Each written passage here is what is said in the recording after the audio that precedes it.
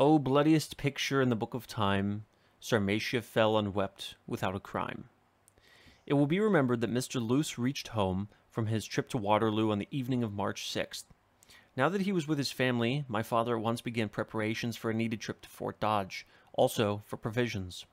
These preparations were completed by the evening of the 7th, and on the morning of the 8th, we arose earlier than usual, in order that father might have an early start, so as to make as much progress as practicable the first day, and gain, if possible, the cabin of some friendly settler for the night.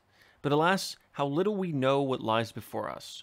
We know not what an hour, much less a day, may bring forth. The sun never shed brighter beams of light than on that ill-fated morning. Spring, that had already come in theory, seemed now to have come in reality. The winter of our discontent seemed indeed to have passed away. As we were about to surround the table for breakfast, a solitary Indian entered the house, wearing the guise of friendship and claiming the sacred prerogative of hospitality. A place was promptly prepared for him at the table, and he partook of the frugal meal with the family. This one was soon followed by others until Inkpaduta and his 14 warriors with their squaws and papooses had entered the house. They dissembled friendship, and the scanty store of the household was freely divided among them, until each seemed satisfied.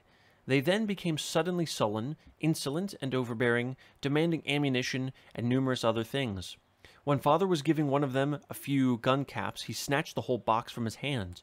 At the same time, another, as if by agreement, tried to get a powder horn hanging against the wall, but was prevented by Mr. Luce, who now suspected that their intention was to get the ammunition, that we might not be able to defend ourselves. The Indian then drew up his gun, and would have shot Mr. Luce, had the latter not promptly seized the gun pointed at his head. About this time, 9 o'clock a.m., Dr. Harriet and Mr. Snyder called, knowing of father's intended trip to Fort Dodge, and wishing to send letters to be mailed. Father told them at once that he could not go and leave his family, as he feared the Indians were on the warpath, and thought the situation serious. He also told them that the other settlers ought to be notified of the danger, and immediate arrangements made for defense. Our house being the largest and strongest in the colony, his plan was to have the other settlers gather there. But Dr. Harriet and Mr. Snyder thought it was only a pet of the Indians and would soon pass away. So they did some trading with them and returned to their own cabin, taking no precautions whatever for safety. The Indians prowled around with every manifestation of arrogance and insolence until noon, when they went off toward Mr. Maddox. They drove our cattle before them and shot them on the way. This was the first time the house had been clear of Indians since they first entered in the morning. A consultation was then held as to what should be done. It was the desire to notify the other settlers, but if any went to do this, it would weaken the force at home, and the Indians were liable to return at any moment. Besides, from the direction taken by the Indians, it was almost impossible to reach the other cabins without being discovered by the now known to be malignant foe. However, philanthropic considerations prevailed, and it was finally decided that Mr. Luce and Mr. Clark should go to warn the others of the impending danger, while father should remain at home to defend as well as possible the family in any emergency. According to this arrangement, they started out about 2 p.m. never to return. My sister, remembering the attempt of the Indians to take the life of her husband in the morning, twined her arms around his neck and weeping said, "Oh, Harvey, I am afraid you will never come back to me. The Indians will kill you if they don't anyone else." This was indeed their last parting. About 3 o'clock, we heard the report of guns in rapid succession from the house of Mr. Maddox. We were, then, no longer in doubt as to the awful reality that was hanging over us.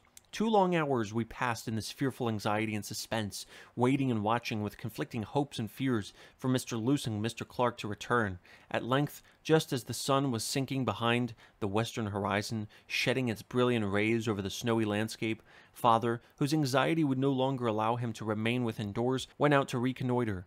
He, however, hastily returned, saying, "9 Indians are coming, now only a short distance from the house, and we are all doomed to die."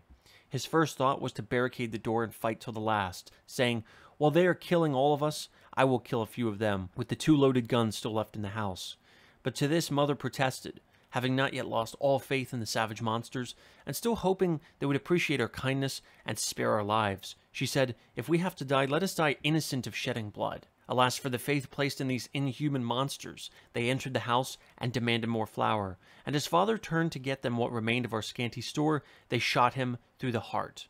He fell upon his right side and died without a struggle. When the first Indian raised his gun to fire, Mother, or Mrs. Luce, seized the gun and drew it down, but the other Indians instantly turned upon them, seized them by their arms, and beat them over the head with the butts of their guns, then dragged them out of doors and killed them in the most cruel and shocking manner. They then began an indiscriminate destruction of everything in the house, breaking open trunks and taking out clothing, cutting open feather beds, and scattering the feathers everywhere. When the Indians entered the house, and during these awful scenes, I was seated in a chair holding my sister's baby in my arms, her little boy on one side and my little brother on the other, clinging to me in terror. They next seized the children, tearing them from me one by one, while they reached their little arms to me, crying piteously for protection that I was powerless to give. Heedless of their cries, they dragged them out of doors and beat them to death with sticks of stove wood. All this time I was both speechless and tearless, but now left alone. I begged them to kill me. It seemed as though I could not wait for them to finish their work of death. One of them approached and, roughly seizing me by the arm, said something I could not understand, but I well knew from their actions that I was to be a captive. All the terrible tortures and indignities I had ever read or heard of being inflicted upon their captives now arose in horrid vividness before me. After ransacking the house and taking whatever they thought might be serviceable, such as provisions, bedding, arms, and ammunition, and after the bloody scalping knife had done its terrible work, I was dragged from the never-to-be-forgotten scene. No language can ever suggest, much less adequately portray my feelings as I passed that door. With a naturally sensitive nature, tenderly and affectionately reared, shuddering at the very thought of cruelty, you can, my dear reader, imagine, but only imagine, the agony I endured when so suddenly plunged into scenes from which no element of the terrible or revolting seemed wanting. Behind me, I left my heroic father, murdered in a cowardly manner, in the very act of extreme hospitality, shot down at my feet, and I had not the privilege of impressing one farewell kiss upon his lips, yet warm with life and affection. Just outside the door lay the 3 children so dear to me, bruised, mangled, and bleeding, while their moans and groans pierced my ears and called in vain for one loving caress which I was prevented from giving them. A little farther on lay my Christ-like mother, who till the very last had pleaded the cause of her brutish murderers, literally weltering in her own blood.